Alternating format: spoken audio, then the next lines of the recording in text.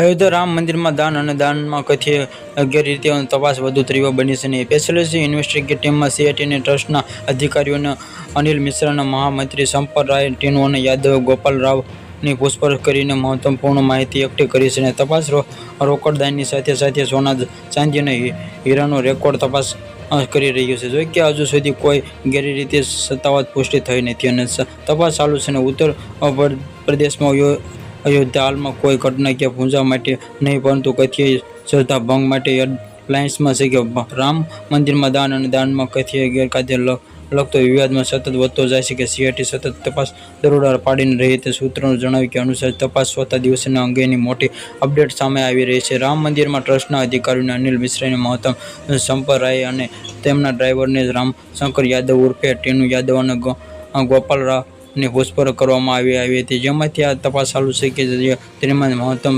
પુરાવાઓ એકઠા કર્યા છે. જાણવા મળ્યું છે જ્યારે ટીનુ યાદવ ફરીથી પૂછપરછ કરવામાં આવી ત્યારે તેને ગણતરી પ્રક્રિયા દરમિયાન અનિલ મિશ્રા અને ગોપાલ રાવના નામનો ઉલ્લેખ કર્યો છે. દાનમાં આપેલા દાગીના સૂત્રોના જણાવ્યા અનુસાર અયોધ્યા રામ મંદિર દાન અને ભેટોનો કથિત ગેરરીતિ તપાસ ઘણા નવા પાસાઓમાં બહાર આવ્યા હતા. રોકડમાં રકમ સાથે દાનમાં આપેલા સોના, ચાંદી અને હીરાના દાગીના રેકોર્ડ પણ આપેલો છે, જ્યાં સંપૂર્ણ તપાસ કરવામાં આવી રહી છે. તપાસમાં એજન્સીઓને દાનમાં આપેલા કિંમતી દાગીના સંચાલન રેકોર્ડમાં પણ અનિયમિત હોવાની શંકા છે. Subscribe my channel, like, share.